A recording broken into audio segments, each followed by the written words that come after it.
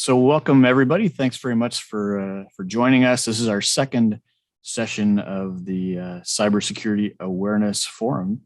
And the last one, if you missed it, was it was fun. We focused on what we called Cybersecurity Awareness Month, which has been the traditional name I've heard of it being called for a long time. And I was in a session yesterday, just for your information.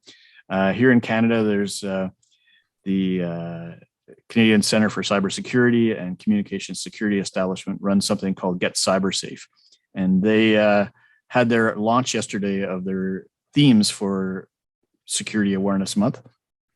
And they decided to stop using the hashtag CSAM, which we usually thought of as Cybersecurity Awareness Month, so that they could give some space and not conflict with another acronym, which stands for Child Sexual Abuse Material. So we didn't really want to get too tangled up in that. I didn't know that was a problem before, but so now they're going to be calling it Cyber Month. So when they do their hashtag, it'll be Cyber Month. So that's just a bit of an update on our Cybersecurity Awareness Month session that we had last time. And so this month, the idea of these sessions is to just have an open discussion around things related to security awareness. And last month, we just chose one topic, and we're happy to expand it to anything people want to bring up, ask questions, or make comments on. But we just have a focus. And this time, it's about security awareness for corporate certifications. So happy to ask or answer questions in this area. And wanted to welcome Fleetus Poston III, who was in our last session. Good to see you, Fleetus. Maybe you could do a quick intro of yourself and sure. Let us know. Those who don't know me, I'm Fleetus Poston. I identify as a blue teamer by heart with a passion for security awareness. I currently am a cyber system engineer for a large utility here in the US. Additionally classify myself as a security evangelist. So I enjoy these kind of talks and just letting people understand how they can be a blue teamer by heart. Each and every single user can be. So thank you for the opportunity to speak today. Yeah, thanks for joining us again. And the last time we had AJ Lease and we had Tyler Sweeney all over the place. So it was great, but they couldn't at the last minute. Both of them had customer issues, which those darn customers, get in the way sometimes. So, but no, it's too bad they couldn't join us, but I'm sure they'll be back for another session. And with that in mind, this time what we'd like to do is open it up to people's comments and questions. One of the things I'm going to do first is run a poll. I did a poll first. I've got a few of them, but one just to start our discussion. I'm going to start this poll about certifications for security awareness. These certifications are really, just broad. Some of them you may not even call certifications. They may be more of a policy framework. But just like to know what areas you find are most that you care about most. So, we have SOC 2, which if you're not familiar with it, I think it stands for Service Organization Controls. So a lot of SaaS companies, for example, use SOC 2. ISO 27001, obviously very popular globally. The CMMC is the Cyber Maturity Model Certification, which actually came out of NIST, I believe, 171. I included GDPR and NIST Cybersecurity Framework, as well as a couple of CyberSecure Canada and Cyber Essentials, which is actually UK based, but it was prevalent in Canada for a while until CyberSecure Canada came out. So really good to see some responses on this. So it's actually pretty broad. We're seeing some responses mostly on SOC 2 and on NIST CSF, also GDPR, ISO, CMMC. But what I'd like to do also is ask you if there are any that you're concerned about or would like to talk about that we haven't put in this poll. And I'm just sharing the results right now. And beyond those 6 or 7 certifications or standards, maybe you could post in the chat and let us know if there are any others that concern you. So this is a good start for our discussion. while we're waiting, I think I'm going to stop sharing at this point, and I would like to just sort of get an idea who you are, where you're from. So maybe if you could just in the chat put in your location, where you're coming from. Welcome. Just like to always hear where people are coming from and see what kind of global reach we have. Jim in Philadelphia, Dan in Manhattan, Kansas, Kara in Calgary. Hey, Kara. And Terry again, he was here with us last time. That's great. And so cool. Awesome. Good to see people. Last time we, Angus as well. And so Hannah from Toronto. So last time we had some folks from the UK, I think. So hopefully they'll be joining us maybe this time or next time. But great to see you.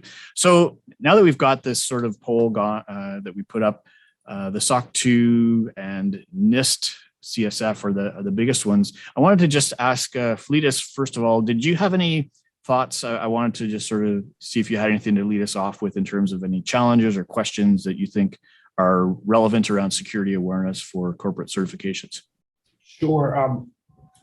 As I like to think about it, I always go back to the CIS controls. Understanding your assets and your hardware. Once you understand those two things, you have the ability to be more compliant with your CSF or your GDPR, because you'll know where your assets sit, where your users sit. You know what controls you have to put in place from a logging, compliance, legal hold, legal processing. And after you identify your user base, your assets, you're able to properly train them on PHI, PII, critical assets, critical. If you're in a business such as mine, or SIP, or what the feds require for their stuff around FedRAMP as well. It's not something we really talked about here, but something I deal with as well, thinking about serving the federal government here in the US. So. Very good.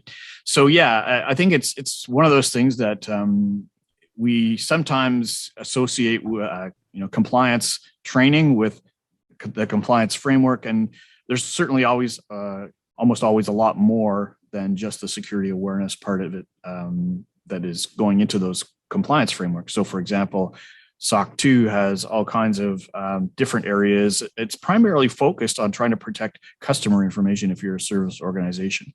And then, the NIST framework has a very broad coverage, I think. I'm more familiar with myself with NIST 800-53, which is really a security controls catalog to support a risk management approach.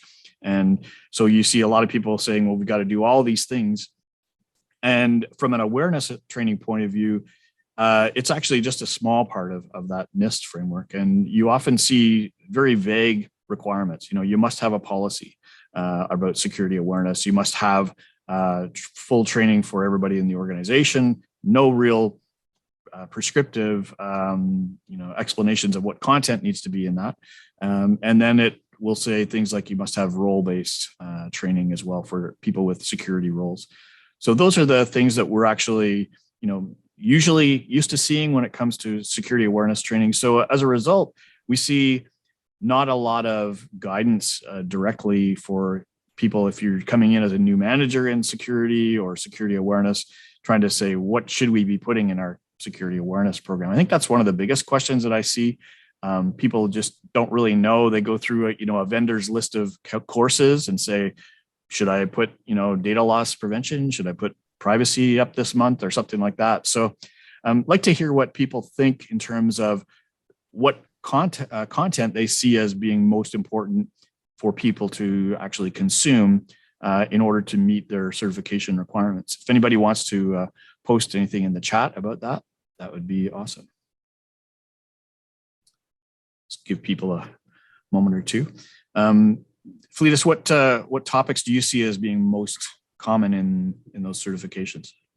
So from my experience, as I alluded to in the intro, are discussing that users need to understand their data classification that they're interacting with.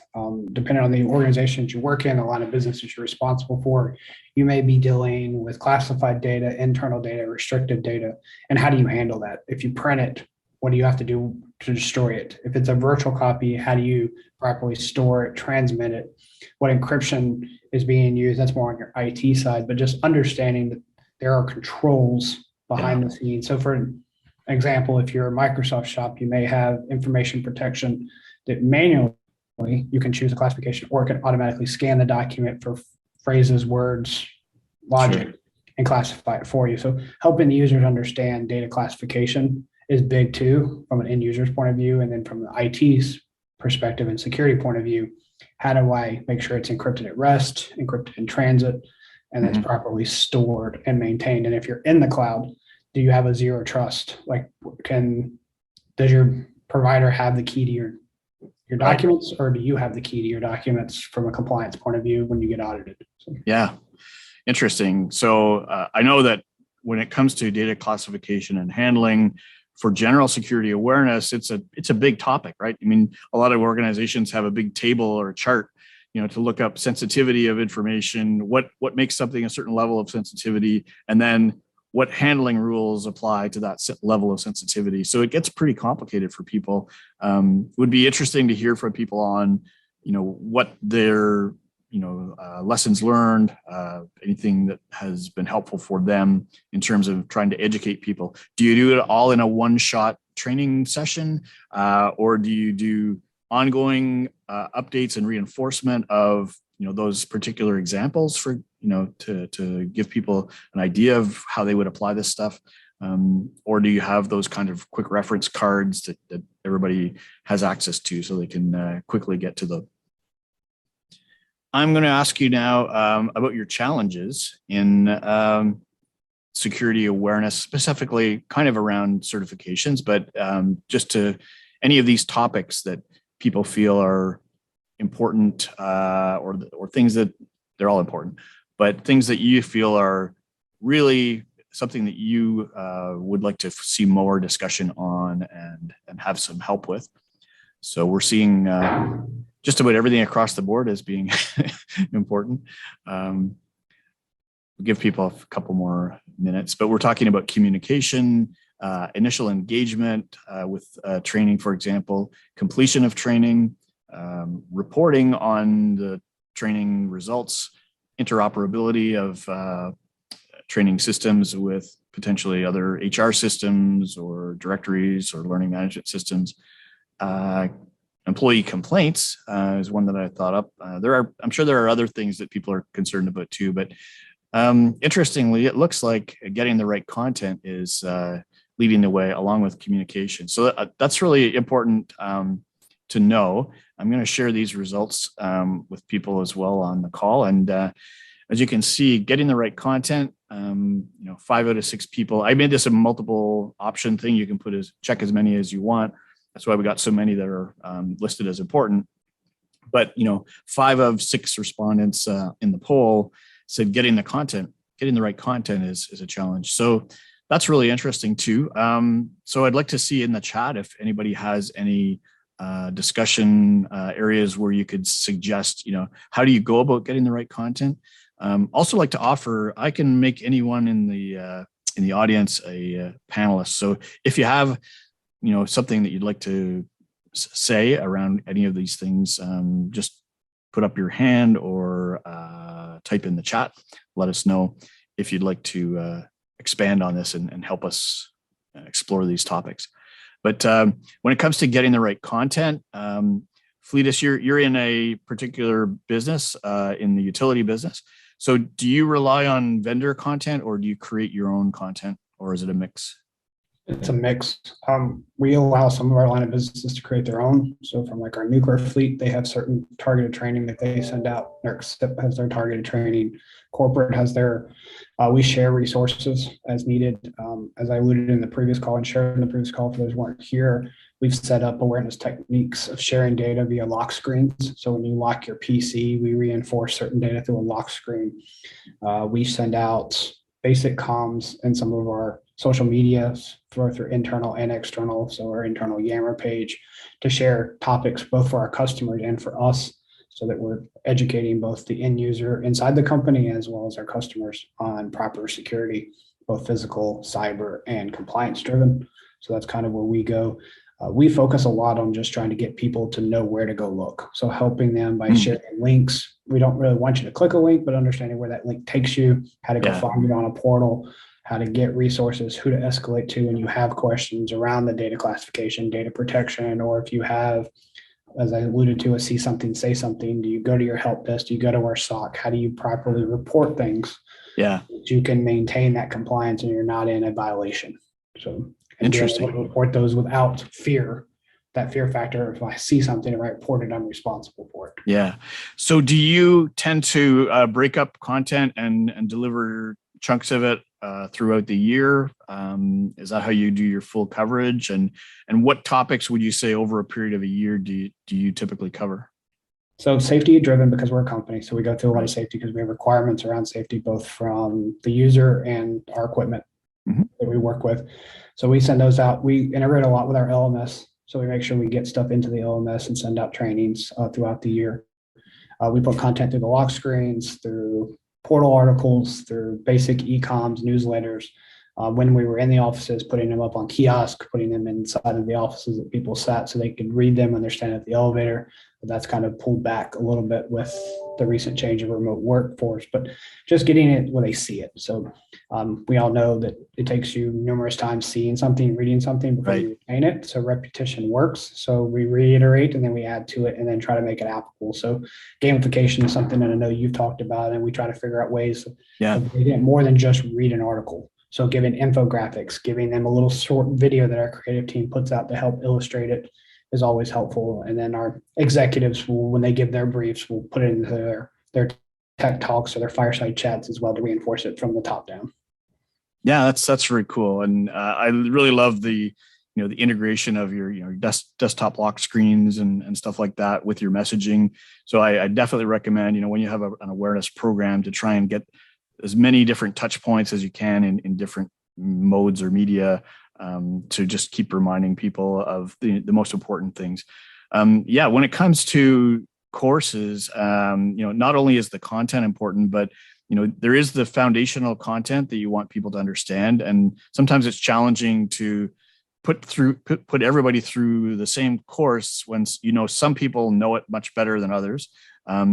So there is a model that I've seen where we have an assessment of people's knowledge to start with around the topic, and then you could sort of decide from that if a particular people with a below a certain score need remedial content. You put them into a more detailed course, and then over time there's always decay, right? After people have taken the course, they will forget stuff, and so that's one of the other methodologies that I like to propose, and that is to have weekly gamified content, because sometimes weekly content just gets ignored, when people are really busy. If you can have any method of motivating people to, either expect something fun or different, or just something that is different from what they're used to doing all week. And if you can do that for 3 minutes a week, then you could focus on fishing for 6-8 weeks. You could then do another round of assessment courses, remedial, and then do more gamified challenges beyond that. That's kind of the way that we operate. So just wanted to share that. Anybody else want to jump in and share their thoughts on how you go about putting together the content and deploying the content over time? Not seeing any results or any people active in the chat right now. So another thing that kind of applies to this, but it really is from your DevOps side, building security champions into your org. So you have individuals outside of the awareness or cyber organization that you run ideas by, and to get their feedback. So you can demo something, you can share content, you can get content ideas from them to help reinforce all hands meetings, staff meetings, stand-ups, huddles, finding ways to integrate cyber moments or cyber topics into all of those so that it becomes a cultural thing.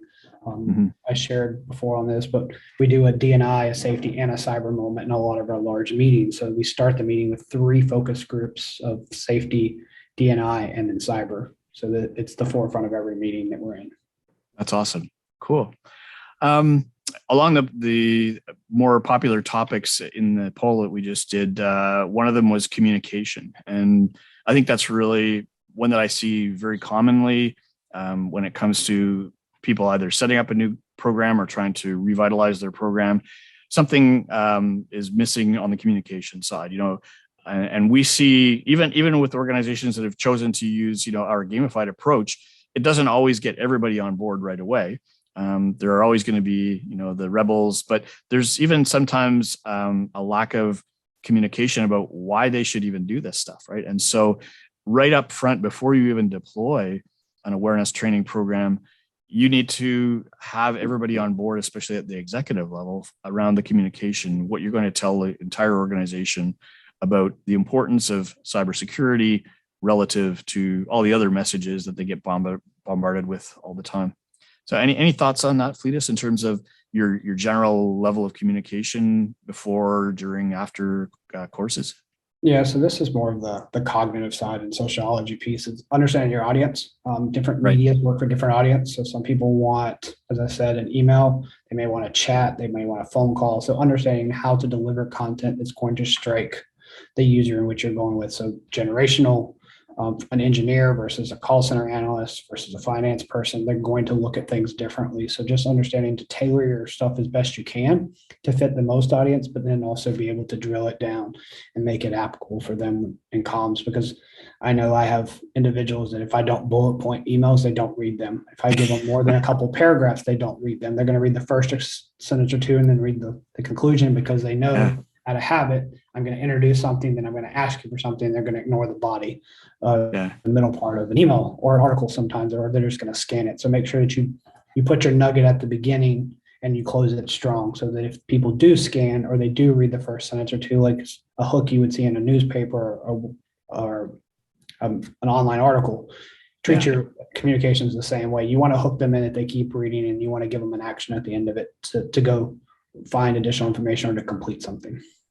Yeah, that's awesome. And I think, it's something that, obviously IT security folks, especially if they came from the technical side, they don't always love doing communications or marketing, right? But it's a huge part of this part of the security program when you're communicating with people. I've found, working with large organizations, especially where, in the past, the lack of communication or the poorly done communication has really had a negative impact on people's perception of the whole security awareness program. And so you start over, you work on, compartmentalizing and saying, we're going to reach out to each individual part of the organization, talk to their management one-to-one, share with them what we're actually planning to do, and get them to communicate to their own teams why it's that important. And so I think that works really well in many cases, just to try and get people on board and listening.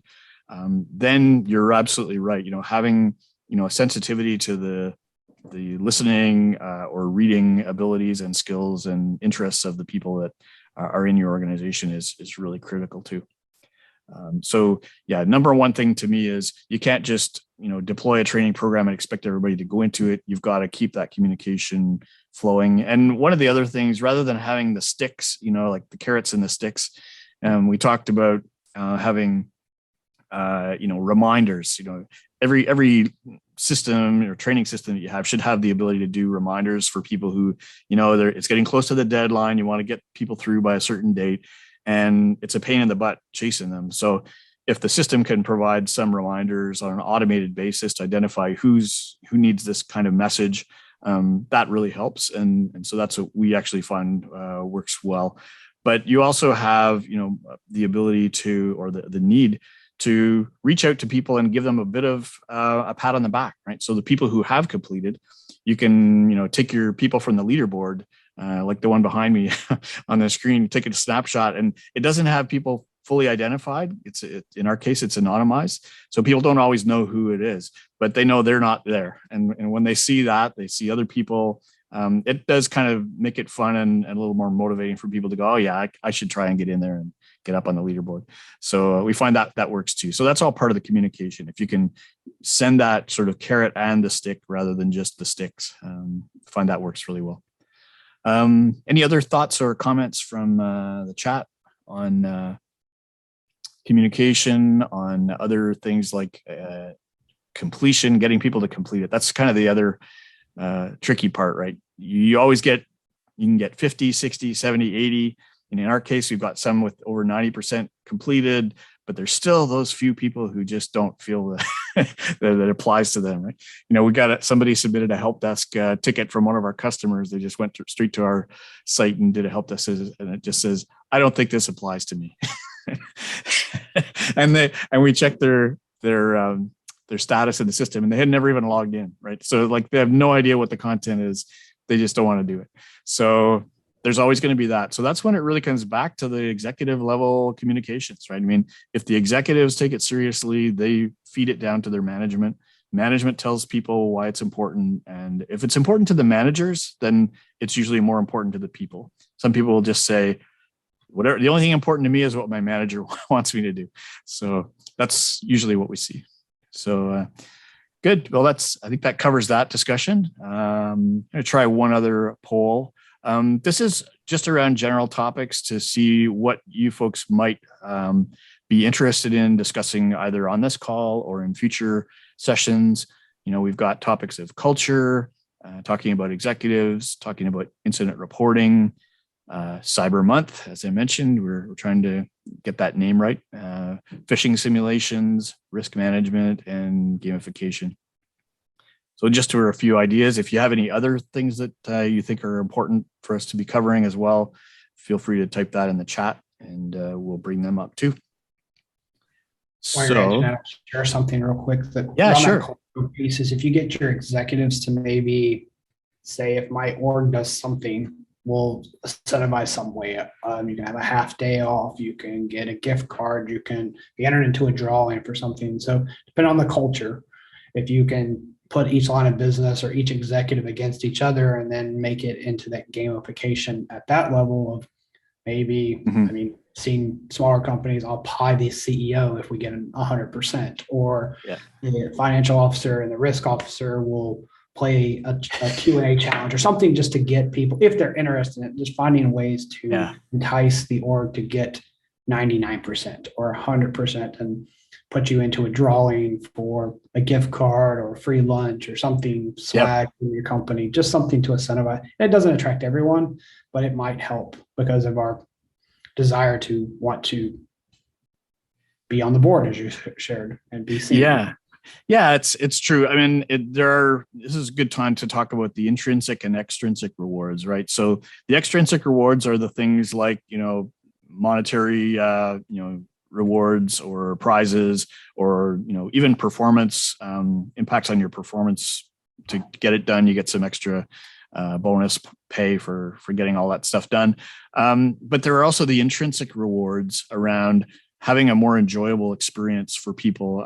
I can't remember who said this, but I had a LinkedIn discussion a couple of weeks ago with somebody who said it's really all about whether I enjoy my job or not. And, if my job is just hell, then there isn't too much you can do to, make my day, that much more fun or exciting, or to motivate me, because my attitude is just going to be way down low.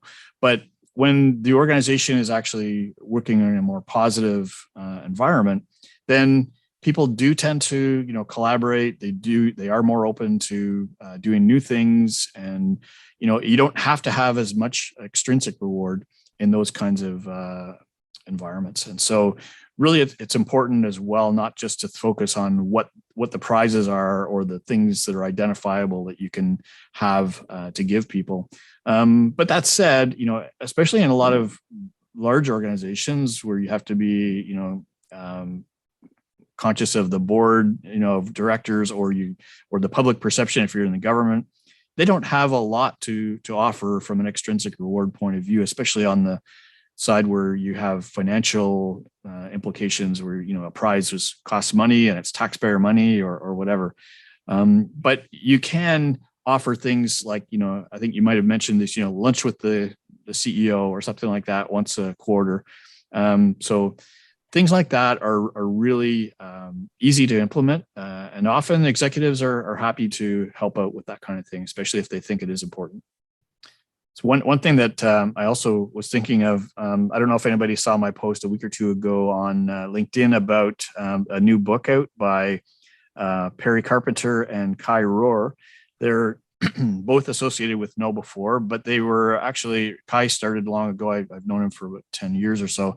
very knowledgeable in security culture.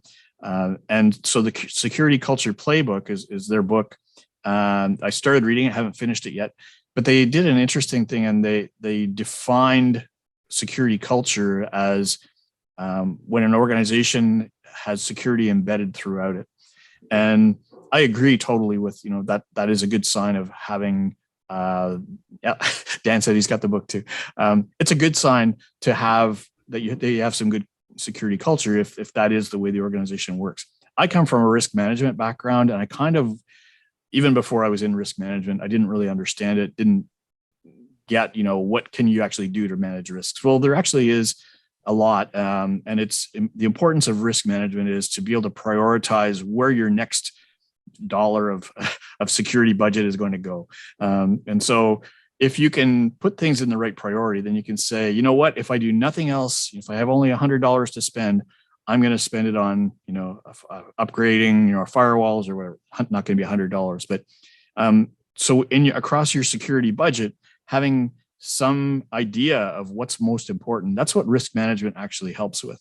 And so I was looking at this security culture playbook from the point of view of what can I learn about how we can better manage the risks of the humans or employees, and starting with a definition that is clear and put in the context of risk management would be really helpful. But I didn't see that, so I posted on LinkedIn about it, and Kai Rohr actually posted a comment just to kind of clarify his view that culture is beyond the security awareness and other elements that I was talking about, and then that's great. And I think if we aim for having a secure culture, that is good. I kind of like to have stuff that's more measurable, or at least that you can have a conceptual model where you can say, if I am going to do the security awareness training, it's going to somehow reduce people's vulnerability and therefore reduce risks. So I kind of wanted to put it in more of a formula, but I haven't read the book yet, haven't seen exactly how that's going to work, but just wanted to share my thoughts there on culture, because I think it is super important, and it's important for people to make that distinction between security culture and security awareness.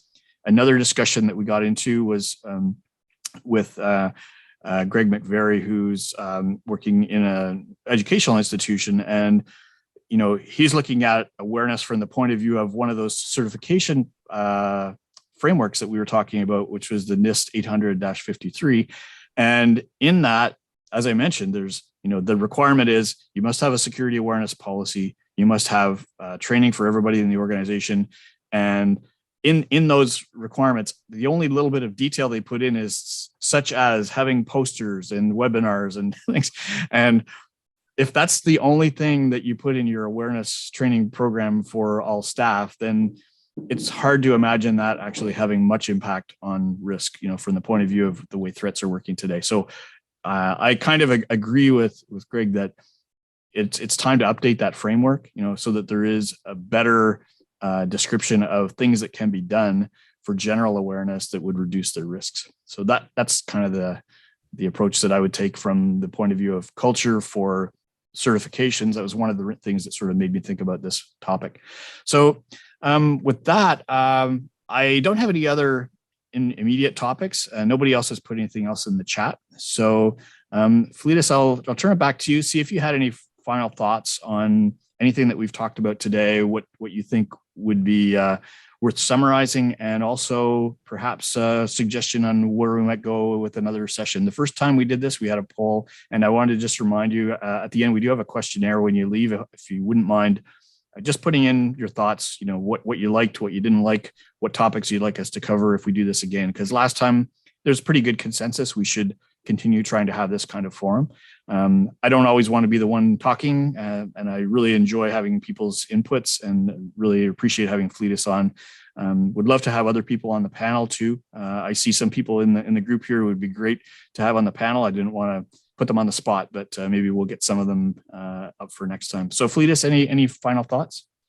So I'm blanking on the different models that I read from Lance Spitzner with SANS, talking through some of the security culture of employees knowing what to do and doing it without being told, or knowing what to do but having to be told. So like understanding like I'm going to mess up my password. I'm going to have to reset it, but at the same time, knowing that they need to have a secure password. So just getting users more indoctrinated into just thinking security first instead of security last. I think we're very much over the industry have told to be no, we're no people. So they're scared to think and ask security questions. So just open to an open door policy of let me know what your question is. Like, I mean, if I don't specifically have the answer, I'll find the answer for you.